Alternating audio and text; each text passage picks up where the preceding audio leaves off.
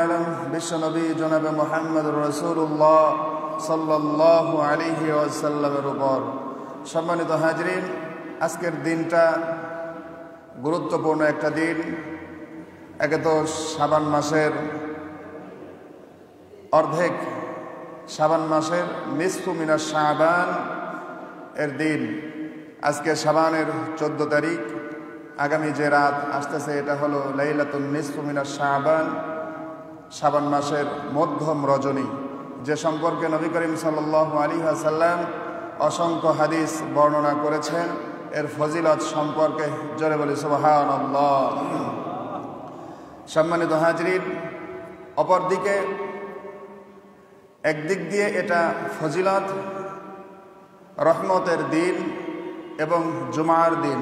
জুমার দিন তো প্রত্যেকটা জুমার দিন মুসলমানের জন্য প্রত্যেকটা ঈদের দিনের সমান, ঠিক না? প্রত্যেকটা জুমার দিন মুসলমানের জন্য ঈদের দিনের সমান ফজিলত এবং মর্যাদা। সুবহানাল্লাহ। আল্লাহ রাসূল বলেন প্রত্যেকটা জুমার দিন মুসলমানের জন্য ঈদের দিন। যেমন জুমার নামাজ আদায় করবে, মসজিদে সবার আগে আগে আসবে, মসজিদে সবার আগে আগে আসলে তাকে সোয়াব দেওয়া হবে, গরু কুরবানির সোয়াব দেওয়া হবে, উট কুরবানির সোয়াব দেওয়া হবে, এমনকি শেষ পর্যন্ত মুরগি ডিম কুরবানি করারও সোয়াব আল্লাহ তাআলা আমলনামায় দিয়ে দেন। জোরে বলি সুবহানাল্লাহ। সম্মানিত হাজিরিন, সুতরাং আজকের দিনটা খুবই গুরুত্বপূর্ণ এবং ফজিলতপূর্ণ দিন। আবার ইংরেজি মাস যদি আমরা দেখতে যাই তাহলে আজকের দিনটা হলো ইংরেজি মাসের কয় তারিখ? 14 তারিখ। ইংরেজি মাসের 14 তারিখ।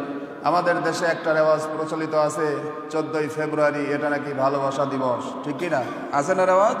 14ই ফেব্রুয়ারি এটা নাকি ভালোবাসা দিবস। তো আমি বলে থাকি যে 14ই ফেব্রুয়ারি ভালোবাসা দিবস না, এটা হলো মুসলমানদের জন্য এটা হলো বেহায়াপনা দিবস, ঠিক কি না?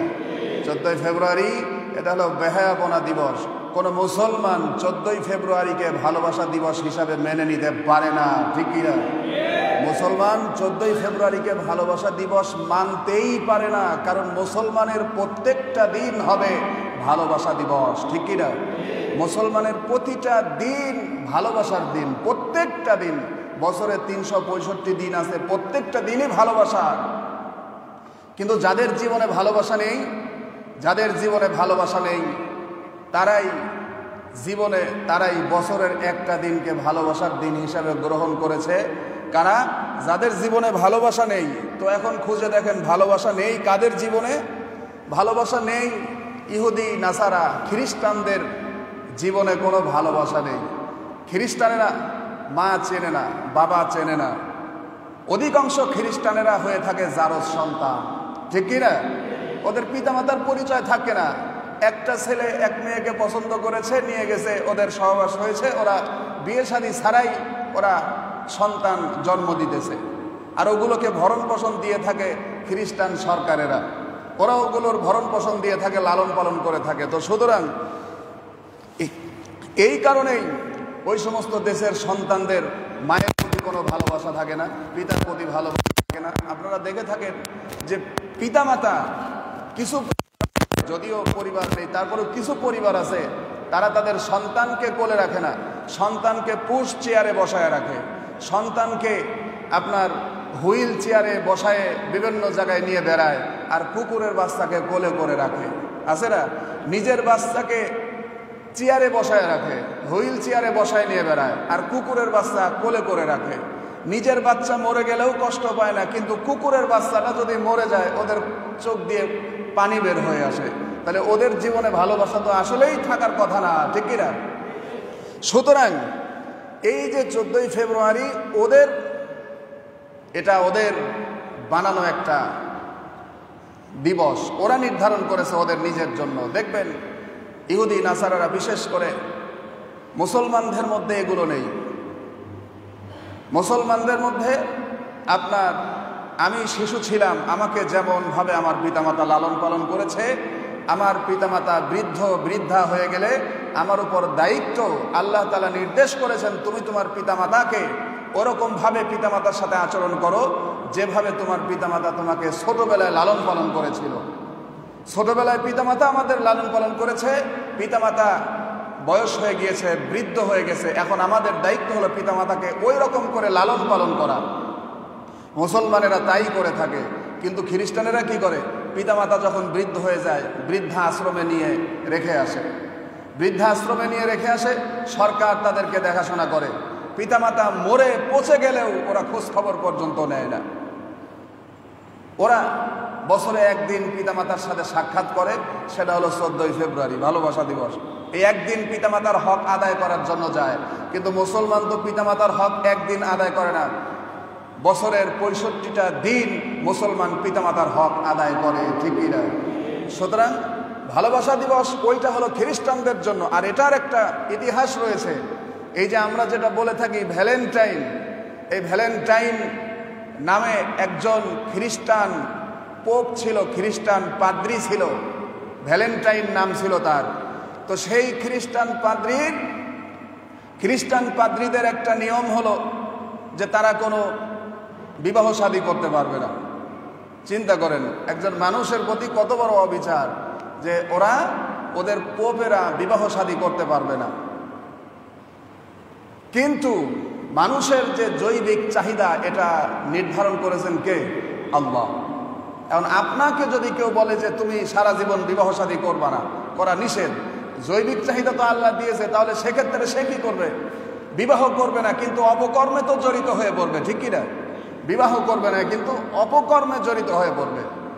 তো সেই খ্রিস্টান পাদ্রী যার নাম ছিল ভ্যালেন্টাইন, এই ব্যক্তি বিবাহ শাদী করে নাই, না করার পর চলতেছে এইভাবেই, কিন্তু তার কুকর্ম থেমে থাকে নাই, তার কুকর্ম চলতেই থাকতো। এমনকি সে নিজের সেবিকা যারা ছিল তাদের সাথেও কুকর্ম করত। তো যাই হোক, যখন তার এগুলো প্রকাশ পেয়ে যায়, আর তার একটা আধ্যাত্মিক একটা শক্তি ছিল, সেই ব্যক্তি মানুষ তার কাছে গেলে সে তার কালো জাদুবিদ্যা দিয়ে মানুষকে সুস্থ করে দিত। সুস্থ করার কারণে মানুষ তার প্রতি একটা আসক্তি হয়ে পড়ে, সমস্ত মানুষ তাকে ভালোবাসা শুরু করে। তো ওদিকে রাজা চিন্তা করলো, একদিকে সে কুকর্ম করেছে, আর একদিকে তার এত বড় জনপ্রিয়তা, সুতরাং এই ব্যক্তিকে বাঁচিয়ে রাখা যাবে না। এই 14ই ফেব্রুয়ারির দিবসে ওই ভ্যালেন্টাইন নামের ব্যক্তিকে হত্যা করা হয়। গুগলে সার্চ দেবেন, দেখবেন এসে যাবে এর ইতিহাস সব। 14ই ফেব্রুয়ারিতে ওই খ্রিস্টান পাদ্রীকে হত্যা করা হয়, এবং 14ই ফেব্রুয়ারিতে খ্রিস্টান পাদ্রীকে হত্যা করার প্রায় 200 থেকে 300 বছর পরে আরেকজন খ্রিস্টান পাদ্রী তার ইতিহাস রচনা করে 14ই ফেব্রুয়ারিকে ভালোবাসা দিবস হিসাবে পালন করে। জোরে বলি নাউজুবিল্লাহ। এই যে পালন করলো খ্রিস্টানেরা, এই দিনটা নির্ধারণ করলো ভালোবাসা দিবস হিসাবে, কারণ ভালোবাসার কারণে ওই ব্যক্তি মারা গেছে, সুতরাং এই দিনটা তারা নির্ধারণ করলো ভালোবাসা দিবস হিসাবে। ওটা তো ওদের একটা ইতিহাস। তা ওদের ইতিহাসটা রচনা হয়েছে অবৈধ ভালোবাসা দিয়ে, কুকর্ম দিয়ে। আসলেই এটাই বাস্তব। বর্তমান দুনিয়াতে যে সমস্ত খ্রিস্টান বলেন, ইহুদি বলেন, নাসারা বলেন, আর মুসলিম নামধারী বলেন, যারা এই ভালোবাসা দিবসকে পালন করে, ওরা কখনো বৈধ ভালোবাসা পালন করে না, অবৈধ ভালোবাসাটাই পালন করে, ঠিক কিনা? কথা বলে না? কোন সন্তান কি দেখেছেন বাজারের থেকে একটা ফুল কিনে নিয়ে 14ই ফেব্রুয়ারিতে তার মাকে দিয়েছে? বলেন, আপনারা দিয়েছেন? আপনাদের সন্তানেরা দিয়েছে না? কোন সন্তান তার মাকে 14ই ফেব্রুয়ারিতে ফুল দেয় নাই, বাবাকে ফুল দেয় নাই। 14ই ফেব্রুয়ারিতে সবিপুর বাজারে যায় দেখেন ফুলের দোকানের অভাব নাই। এ বানায় বলতেছি, ফুলের দোকানের অভাব নাই। সারা বাংলাদেশে প্রত্যেকটা মোড়ে মোড়ে ফুল বিক্রি হয়, আর এই ফুলটা যুবকেরা কিনতেছে অবৈধ ভালোবাসাকে উজ্জীবিত করার জন্য। অবৈধ তার প্রেমিকাকে এই ফুল কিনে দেয়, সেরা সেরিকে দিচ্ছে, সেরি সেরাকে দিচ্ছে, ঠিক কিনা? তার মানে এই 14ই ফেব্রুয়ারিতে যত ভালোবাসা আছে সব হলো অবৈধ ভালোবাসা। আমরা মুসলিম, আমরা অবৈধ ভালোবাসার কাছে তো কল্পনাও করতে পারবো না, ঠিক কিনা? সুতরাং এই দিবসটা মুসলমানের জন্য সম্পূর্ণ হারাম। মুসলমান তার ভালোবাসা থাকবে সব সময়, বছরের 365 দিন ভালোবাসবে। মাকে ভালোবাসবে কিভাবে, বাবাকে কিভাবে ভালোবাসবে, ছোট ভাইকে কিভাবে ভালোবাসবে, বোনকে কিভাবে ভালোবাসবে, প্রতিবেশীকে কিভাবে ভালোবাসবে, মুরব্বীদেরকে কিভাবে ভালোবাসবে, নিজের স্ত্রীকে কিভাবে ভালোবাসবে সব কুরআন বর্ণনা করে দিয়েছে। জোরে বলি সুবহানাল্লাহ। সুতরাং এই 14ই ফেব্রুয়ারি এটা মুসলমানের জন্য না, ওটা হলো খ্রিস্টানদের জন্য। যারা এই 14ই ফেব্রুয়ারি দিবসে ভালোবাসা উদযাপন করতে যাবে, আমরা মনে করব ওরা আসলেই অবৈধ ভালোবাসা এবং ওরা কখনো মুসলমান হতে পারে না, ঠিক কি না? আল্লাহ সুবহানাহু ওয়া তাআলা এই সবচাইতে নিকৃষ্ট জাতি ইহুদি নাসারা, ওদের তৈরিকৃত এই সমস্ত মতবাদ এবং ওদের তৈরিকৃত ঈমান বিধ্বংসী এই সমস্ত দিনগুলো থেকে আল্লাহ তাআলা মুসলিম জাতিকে হেফাজত করুন। সকলে বলি আমিন। সম্মানিত হাজিরিন,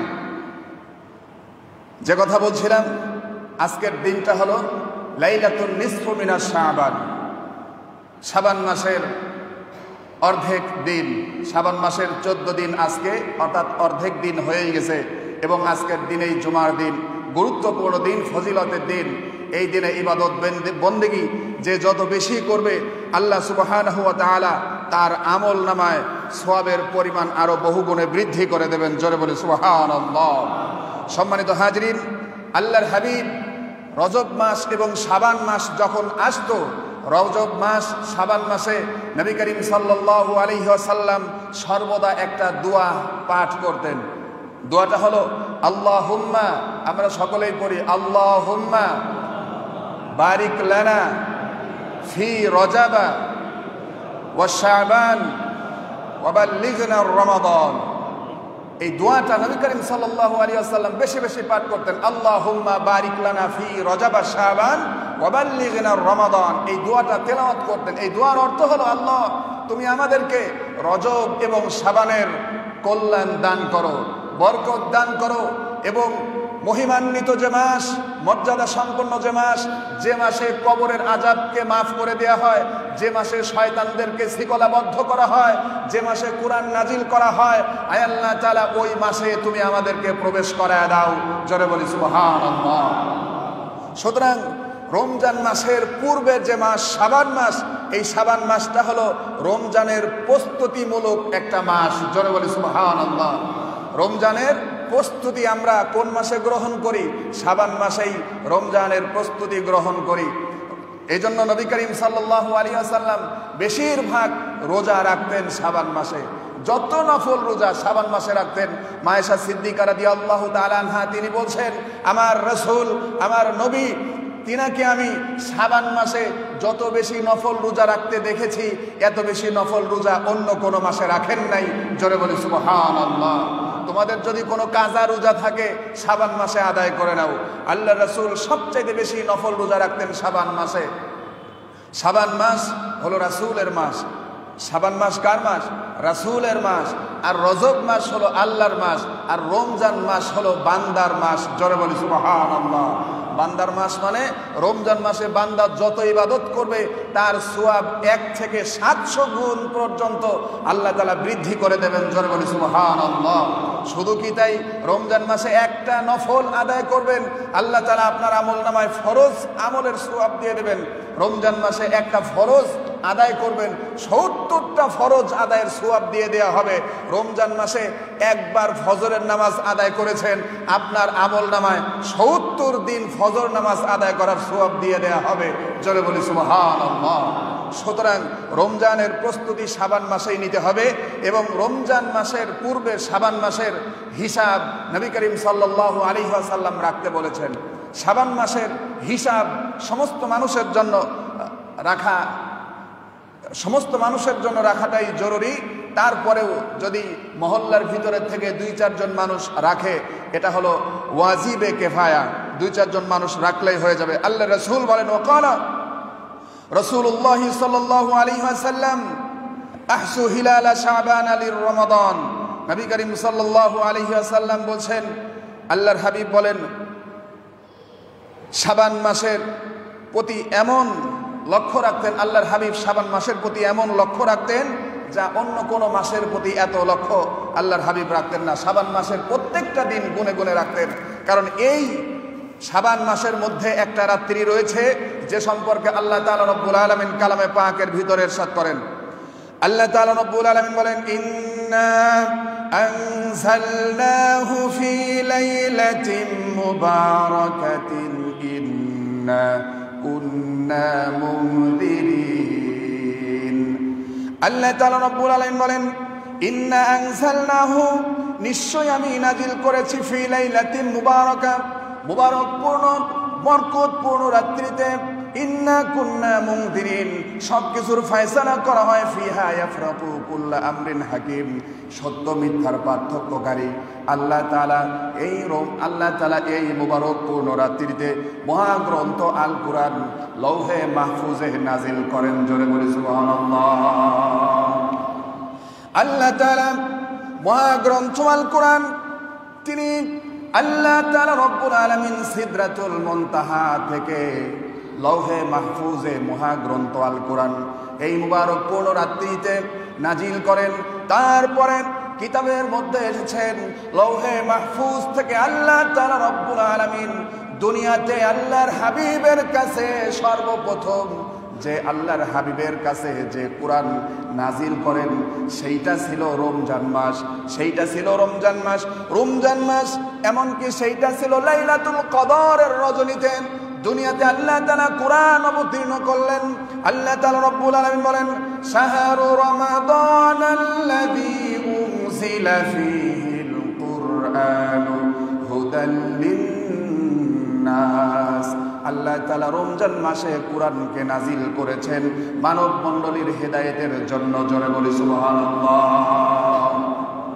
শুধু তাই না আল্লাহ তাআলা রব্বুল আলামিন বলেন ইন্না আনজালনাহু ফি লাইলাতিল কদর লাইলাতুল কদরি খায়রুম মিন আলফি শাহর তানাজ্জালুল মালাইকাতু ওয়ার রূহু ফিহা বিইذনি রাব্বিহিম মিন কুল্লি আমর সালামুন হিয়া হাত্তা মাতলাইল ফাজর আল্লাহ তাআলা বলেন ইন্না আনজালনাহু ফি লাইলাতিল কদর নিশ্চয় আমি সেই কুরআনকে লাইলাতুল কদরের রজনীতে নাজিল করেছি হে রাসূল আপনি জানেন কি লাইলাতুল কদরটা কি আল্লাহর হাবিবকে জিজ্ঞেস করছেন আল্লাহ লাইলাতুল কদর কি আল্লাহর হাবিবকে জিজ্ঞেস করার পর আল্লাহর হাবিব বললেন আল্লাহু আলাম আল্লাহ তাআলাই ভালো জানেন আপনি ভালো জানেন আল্লাহ তাআলা রব্বুল আলামিন বলেন লাইলাতুল কদরটা হলো এমন একটা রজনী যে রজনীতে আমার কোন বান্দা যদি ইবাদত বন্দেগী করে সিয়ামুন নাহার কিয়ামুল লাইল যদি রমজানের ওই কদরের রাত্রিতে কেউ ইবাদত বন্দেগী করে তাহলে অন্য মাসে হাজার হাজার মাস ইবাদত বন্দেগী করলে যে সওয়াব দেয়া হবে এই এক রাত্রিতে ইবাদত বন্দেগী করলে আল্লাহ তাআলা আমলনামায় হাজার হাজার মাসের সওয়াব দিয়ে দেন সুবহানাল্লাহ এক রাত্রিতে ইবাদত করলে হাজার হাজার মাসের সওয়াব আল্লাহর রাসূলের সাহাবীগণ জিজ্ঞেস করলেন ইয়া রাসূলুল্লাহ অন্য নবীর উম্মতদের হায়াত বেশি ছিল কারোর হায়াত ছিল 500 বছর কারোর ছিল 600 বছর কারোর ছিল 1000 বছর একবার মুসা আলাইহিস সালাতু ওয়াস সালামের কাছে একজন বৃদ্ধা মহিলা এসে বলছেন আল্লাহর পয়গম্বর মুসা আমি তো ভ্রমণে যাচ্ছি সুতরাং আপনি আমার এই নাবালক শিশু সন্তানকে কয়েকদিনের জন্য দেখে রাখবেন আল্লাহর পয়গম্বর মুসা কালিমুল্লাহ জিজ্ঞেস করলেন তোমার এই সন্তানের বয়স কত তিনি বললেন আমার এই সন্তানের বয়স 600 বছর এমন সময় বলছেন 600 বছরের সন্তানকে তুমি নাবালক সন্তান বলতেছো তুমি কি জানো নাকি আখিরি জামানার পয়গম্বর নবী মুহাম্মদুর রাসূলুল্লাহ সাল্লাল্লাহু আলাইহি ওয়াসাল্লামের উম্মতের হায়াত কত হবে তুমি জানো নাকি বলে না জানি না আল্লাহর পয়গম্বর মুসা আলাইহিস সালাতু ওয়াস সালাম বললেন আখিরি জামানার পয়গম্বর নবী মুহাম্মদুর রাসূলুল্লাহ সাল্লাল্লাহু আলাইহি ওয়াসাল্লামের উম্মতের হায়াত হবে 60 বছর 70 বছর 80 বছর সর্বোচ্চ 100 বছর হতে পারে এরকম তাদের হায়াত হবে জিজ্ঞেস করলেন তাহলে কি আখিরি জামানার পয়গম্বরের উম্মতেরা কি ঘর সংসার করবে নাকি তিনি বললেন শুধু ঘর সংসার করবে না তারা যে এত এত বড় বড় অট্টালিকা বানাবে যা তোমরা কোনোদিন কল্পনাও করতে পারো না ঠিক কি না তারা যে এত বড় বড় অট্টালিকা বানাবে যা তোমরা কোনোদিন কল্পনাও করতে পারো নাই। আল্লাহর কসম, খেয়াল করে দেখুন, আসলেই কথা সত্য। আজ বর্তমান প্রেক্ষাপটে এত বেশি অট্টালিকা তৈরি হতেছেন, আগের যুগে 2-4 তলাই তো মানুষের কল্পনার বাহিরে ছিল। এখন শুরু হয়েছে 100 তলা 200 তলা পর্যন্ত তৈরি হওয়া শুরু হয়েছে। কে কার চাইতে বড় অট্টালিকা তৈরি করবে? এই যে আপনার দুবাই, এরপরে আপনার সৌদি আরব, বিভিন্ন রাষ্ট্রগুলো বড় বড় উঁচু উঁচু বিল্ডিং নির্মাণের প্রতিযোগিতা শুরু করেছে। কারোর বিল্ডিং মেঘের উপর পর্যন্ত চলে যাচ্ছে, ঠিকই না? বিল্ডিং এর উপরে উঠলে মেঘ মনে হয় যে বিল্ডিং এর নিচে পড়ে আছে, এত উঁচু 200 তলা 250 তলা বিল্ডিং তৈরি করতেছে। ওই যে বুর্জ খলিফা নামের দুবাইতে যে আপনার একটা ওরা যে বিল্ডিং নির্মাণ করেছে, চিন্তা করে দেখেন আপনারা, এগুলো তো সবাই জানেন। কিন্তু সেই যুগ মুসা আলাইহিস সালাতু ওয়াস সালামের উম্মত, এটা তো আমরাই কল্পনা করতে পারি না। বর্তমান প্রেক্ষাপটের যে বিল্ডিং তৈরি হচ্ছে, তারা তো কল্পনা কখনোই করে নাই।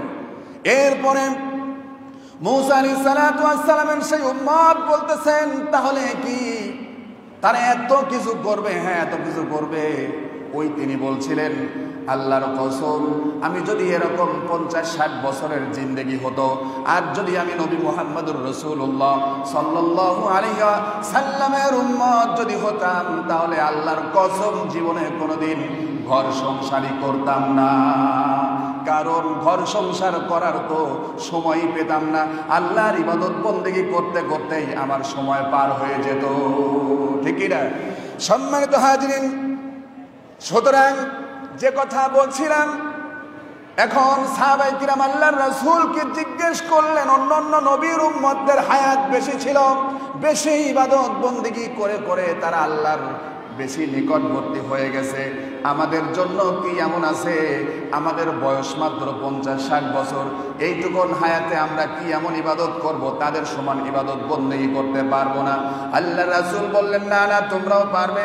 আল্লাহ তাআলা তোমাদের জন্য এমন এমন মর্যাদা সম্পন্ন রাত্রি দান করবেন, রাত্রি দান করেছেন, যে রাত্রিগুলোতে তোমরা যদি ইবাদত বন্দেগী করো, তারা সারা জীবনে যা ইবাদত বন্দেগী করবে, তাদের ইবাদত বন্দেগীর চাইতে তোমাদের ইবাদত বন্দেগীর মর্যাদা বেশি হয়ে যাবে। সুবহানাল্লাহ। তারা যত ইবাদত করুক, তোমাদের মর্যাদাই বেশি হবে। আল্লাহ তাআলা আমাদেরকে দিয়েছেন লাইলাতুল কদর, যা অন্য কোন নবীকে আল্লাহ তাআলা দেয় নাই। দিয়েছিলেন লাইলাতুল কদর, আর কারোর আছে না? আল্লাহ তাআলা আমাদেরকে দিয়েছেন লাইলাতুল কদর। আল্লাহ তাআলা আমাদেরকে দিয়েছেন লাইলাতুল মুবারাকা, শবে বরাত আমাদেরকে দিয়েছেন। আল্লাহ তাআলা রব্বুল আলামিন আমাদেরকে, শুধু তাই নয়, আল্লাহ তাআলা রব্বুল আলামিন আমাদেরকে জিলহজ মাসের পূর্বের 10টা রাত্রি দান করেছেন, যা প্রত্যেকটা রাত্রি এক একটা লাইলাতুল কদরের সমান সওয়াব দান করে। সুবহানাল্লাহ। প্রত্যেকটা রাত্রি এক একটা লাইলাতুল কদরের সমান। শুধু কি তাই, প্রত্যেকটা ঈদের রাত্রি আমাদেরকে দান করেছেন। এই সমস্ত রাত্রিগুলোতে যদি আল্লাহর কোনো বান্দা ইবাদত বন্দেগী করে, তাহলে তার আমলনামায় হাজার হাজার বছর ইবাদত করলে যে সওয়াব দেয়া হবে, এই এক রাত্রিতে ইবাদত বন্দেগী করলে তার চেয়ে বেশি সওয়াব দিয়ে দেয়া হয়। সুবহানাল্লাহ। সম্মানিত হাজিরিন, আজকে যেহেতু লাইলাতুল বরাত নিসফু মিনাশ শাবান, নিসফু মিনাশ শাবান সম্পর্কে নবী আমার বলেন, ওয়াকালা রাসূলুল্লাহ সাল্লাল্লাহু আলাইহি ওয়াসাল্লাম, ইযা কানাত লাইলাতান নিসফু মিন শাবান ফাকুমু লাইলাহা ওয়া সুমু ইয়াওমাহা ফাইন্নাল্লাহা তাআলা ইয়ানজিলু ফিহা লিগুরুবিশ শামসি ইলা সামাঈদ দুনিয়া ফায়াকুলু আলা মিন মুস্তাগফির ফাগফির লাহু আলা মুস্তাগফির ফারযুকহু আলা মুবতালা আলা মুবতালা ফাওয়াফিহু আলা কাযা হাত্তা ইয়াতলাউল ফজর। আল্লাহর হাবিব বলেন, হাদিসের মধ্যে এসেছে, আল্লাহর হাবিব বলেন, ওয়াকালা রাসূলুল্লাহ সাল্লাল্লাহু আলাইহি ওয়াসাল্লাম, আল্লাহর হাবিব বলেন, লাইলাতুন নিসফু মিনাশ শাবান, যখন তোমাদের সামনে শাবানের মধ্যম রজনী চলে আসে, যখন তোমাদের সামনে লাইলাতুম মুবারাকা চলে আসবে, শবে বরাতের রাত যখন তোমাদের সামনে চলে আসবে, আল্লাহ রাসূল বলেন ফাকুমু লাইলাহা ওয়াসুমু ইয়াওমাহা, তোমরা ওই রাত্রিতে ইবাদত বন্দেগী করবে আর পরের দিন তোমরা রোজা রাখবা। রাত্রিতে সামনে যে রাত আসতেছে, এই রাত্রিতে আপনারা রোজা ইবাদত বন্দেগী করবেন আর পরের দিন রোজা রাখবেন। অনেক অনেক হক্কানি ব্যক্তিবর্গ আছেন যিনারা আগেও রাখেন পরেও রাখেন। লাইলাতুল বরাতের যে রোজা একটা রাখলেও চলবে, কিন্তু শুধুমাত্র মহরম আশুরার যে রোজাটা সেইটা শুধুমাত্র একটা রাখা যাবে না, একের অধিক রাখতে হবে, দুইটা তিনটা রাখতে হবে, একটার সাথে আর একটা জোড়া দিয়ে রাখতে হবে। কারণ আশুরার রোজা ইহুদিরা একটা রোজা রাখতো। নবী করিম সাল্লাল্লাহু আলাইহি ওয়াসাল্লাম বলেন আমরা ওদের থেকে অনেক বেশি অগ্রগামী, সুতরাং আমরা ওদের বিরোধিতা করব, এটাই আমাদের হলো মূল বিষয়বস্তু। সুতরাং ওরা একটা রোজা রাখে আশুরার, আগামী বছর থেকে আমরা আশুরার জন্য দুইটা রোজা রাখবো। জোরে বলি সুবহানাল্লাহ। সুতরাং শুধু আশুরার রোজা দুইটা রাখবেন, আর লাইলাতুল বরাতের রোজা আপনারা একটা রাখতে পারবেন। যারা আজকে রাখছেন তো আলহামদুলিল্লাহ, যারা আজকে রাখেন নাই আজকে রাখছেন এবং আগামী কালকেও তারা রাখবেন। আজকে যিনারা রেখেছেন আলহামদুলিল্লাহ, আগামী কালকেও তিনারা রাখবেন। রাত্রিতে আল্লাহ রাসূল বলেন ফাকুমু লাইলাহা, রাত্রিতে তোমরা জাগরণ করবে, ইবাদত বন্দেগী করবে, ওয়াসুমু ইয়াওমাহা, এবং দিনের বেলায় তোমরা রোজা রাখবে। সুতরাং রাতের বেলা ইবাদত আর দিনের বেলায় রোজা। আল্লাহ রাসূল তিনি বলছেন এই হাদিসের মধ্যে ফাইনাল্লাহা তাআলা ইয়ানজিলু ফিহা লিগুরুবিশ শামসি ইলা সামাইদ দুনিয়া, আল্লাহর হাবিব তিনি বলেন এই রাত্রিতে আল্লাহ তাআলা রব্বুল আলামিন প্রথম আসমানে নেমে আসেন। জোরে বলি সুবহানাল্লাহ। প্রথম আসমানে নেমে আসার পর আল্লাহ তাআলা বলেন ফায়াকুলু, আল্লাহ বলেন আলা মিন মুস্তাগফির, কার ক্ষমার প্রয়োজন আমার কাছে ক্ষমা চাও, ফাগফির লাহু, আমি আল্লাহ তাআলা রব্বুল আলামিন তার জীবনের সব গুনাহ খাতাগুলোকে মাফ করে দেব। সুবহানাল্লাহ। আল্লাহ আজকের দিনের এই মাগরিবের পরের থেকেই প্রথম আসমানে নেমে এসে জিজ্ঞেস করবেন বান্দা আমার কার ক্ষমার প্রয়োজন আমার কাছে চাও, আমি তাকে মাফ করে দেব। আলা মুস্তারজিক, কার রিজিকের প্রয়োজন, কে অভাব অনটনের মধ্যে আছো আমার কাছে রিজিক চাও, আমি আল্লাহ তাআলা রব্বুল আলামিন ফারযাকাহু, আমি তোমাকে রিজিক দ্বারা পরিপূর্ণ করে দিব। সুবহানাল্লাহ। কার রিজিকের প্রয়োজন আমার কাছে চাও, কার ক্ষমার প্রয়োজন আমার কাছে চাও, আলা মুবতালা ফাওয়াফিয়াহু, আমার কাছে চাও, কার কল্যাণের প্রয়োজন আমার কাছে চাও, আমি তোমাদেরকে কল্যাণ দান করব। আল্লাহ তাআলা বলেন আলা কাদা আলা কাদা, আল্লাহর রাসূল বলেন আলা কাদা হাত্তা ইয়াতলাউল ফজর। আল্লাহ তাআলা রব্বুল আলামিন প্রথম আসমানে নেমে এসে এইভাবে করে ফজর পর্যন্ত বান্দাকে ডাকতে থাকেন। সুবহানাল্লাহ। ফজর পর্যন্ত বান্দাকে ডাকতে থাকেন যে আমার বান্দারা কার রিজিকের প্রয়োজন, কার ক্ষমার প্রয়োজন, আমার কাছে ক্ষমা চাও, আমার কাছে রিজিক চাও, আমি আল্লাহ তাআলা তোমাদেরকে ক্ষমা করব, রিজিক দেব, তোমাদেরকে কল্যাণ দান করব। জোরে বলি সুবহানাল্লাহ। কিন্তু বান্দা এমন মাতোয়ারা হয়েছে দুনিয়ার পিছনে যে আল্লাহর ডাক শুনতে পায় না, ঠিক কি না? আল্লাহর ডাক বান্দা শুনতে পায় না। আল্লাহ তাআলা প্রতিদিন দিনের বেলায় প্রতিদিন 5 বার করে ডাকেন হাইয়া আলাস সালাহ, হাইয়া আলাল ফালাহ, এসো নামাজের দিকে, এসো কল্যাণের দিকে। নামাজের দিকে আসলেই তোমার কল্যাণ হয়ে যাবে। নামাজ পড়লে যে কল্যাণ হবে পৃথিবীতে এমন কোনো জিনিস নাই যে সেইটা করলে নামাজের মতো কল্যাণ হবে। নামাজ পড়েছো, তোমার জন্য জান্নাতের পথ সহজ হয়ে গিয়েছে, ঠিক কি না? নামাজ পড়লেই জান্নাতের পথ সহজ হয়ে যাবে। সম্মানিত হাজিরিন, আল্লাহুম্মা বারিক লানা ফি রজব শাবান ওয়া বাল্লিগনা রমাদান। আল্লাহর রাসূল এই দোয়াটা বেশি বেশি করে পাঠ করতেন।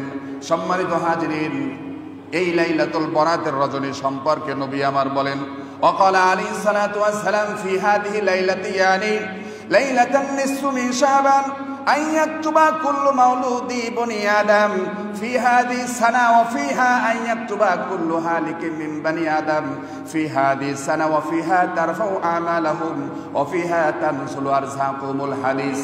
আল্লাহর রাসূল তিনি বলছেন এই লাইলাতুল বরাতের রজনীতে আল্লাহ তাআলা গুরুত্বপূর্ণ বিষয়গুলোর ফয়সালা করে দিয়ে থাকেন।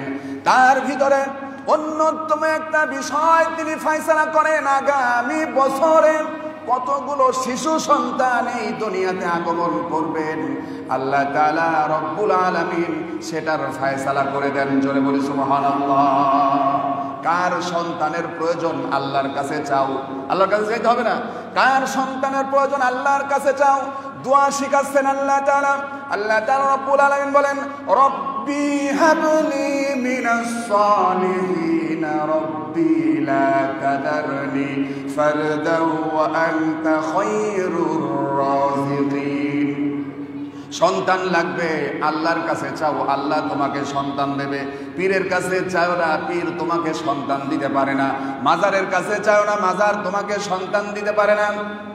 আল্লাহর সৃষ্টির কাছে তুমি সাহায্য প্রার্থনা করো না, সাহায্য প্রার্থনা করতে হবে একমাত্র আল্লাহ তাআলা রব্বুল আলামিনের কাছে। ঠিক না? সাহায্য কার কাছে চাইতে হবে? আল্লাহর কাছে সাহায্য চাইতে হবে। সুতরাং যে কথা বললাম, আল্লাহ রাসূল বলছেন আগামী বছর যত বনি আদম জন্মগ্রহণ করবেন, শিশু সন্তান আসবেন, সমস্ত শিশু সন্তানের তালিকা করা হয়, লিস্ট করা হয়, তাদের সংখ্যা নিরূপণ করা হয়। সুতরাং যাদের সন্তানের প্রয়োজন আল্লাহর কাছে চাইবেন। শুধু তাই নয়, আল্লাহ রাসূল তিনি বলেন লাইলাতি আনিফ লাইলাতান নিসফু মিন শাবান আইয়াকতুবা কুল্লু মাউলুদি বনি আদম ফি হাদি সানা ওয়া ফি আইয়াকতুবা কুল্লু হালিকিম মিন বনি আদম ফি হাদি সানা। এরপরে এই রাত্রিতেই ফয়সালা করা হয় আগামী বছর কাদের মৌত হবে, আগামী বছর কারা মারা যাবে, তাদের পরিসংখ্যান ও এই রাত্রিতে করা হয়। জোরে বলি সুবহানাল্লাহ। সুতরাং আল্লাহর কাছে চাইতে হবে, আল্লাহ আমাদের যদি হায়াত শেষ হয়ে যায়, আমাদের মৌতটা যেন ইমানের উপর মৌত হয়ে যায়। ঠিকই না? আল্লাহর কাছে চাইতে হবে আমাদেরকে ইমানের সাথে মৌত দিও, আমাদেরকে শাহাদাতের মৌত দিও। কারণ শহীদ আমাদের মৌত যদি শাহাদাতের মৌত হয় তাহলে বিনা হিসাবে জান্নাত। জোরে বলি সুবহানাল্লাহ। সম্মানিত হাজরিন, শুধু তাই নয়, আল্লাহ রাসূল তিনি আরো বলেন ওয়াফিহা তুনসালু আরযাকুমুল হাদিস। আল্লাহ রাসূল বলেন ফি হাদিসানা ওয়াফিহা তারফাউ আমালুহুম ওয়াফিহা তানজুলু আরযাকুমুল হাদিস। আল্লাহর হাবিব বলেন এই রাত্রিতেই বান্দার সমস্ত আমলগুলোকে আল্লাহ তাআলা রব্বুল আলামিনের কাছে পেশ করা হয়। সুবহানাল্লাহ। এই রাত্রিতেই বান্দার আমলগুলো আল্লাহর কাছে পেশ করা হয় এবং আল্লাহ তাআলা বান্দার আমলগুলো কবুল করেন এবং বান্দার জন্য রিজিক দান করেন। জোরে বলি সুবহানাল্লাহ। সুতরাং লাইলাতুন নিসফু মিনাশ শাবান গুরুত্বপূর্ণ একটা রাত্রি। এই রাত্রিতে আমাদের দেশের কিছু মানুষ আছে ফটকা ফুটায়, বাতি জ্বালায়, তারপরে মিছিল করে, মিটিং করে, এরপরে নানান প্রকারের যত শিরিক বেদাতি আছে সেগুলো করে।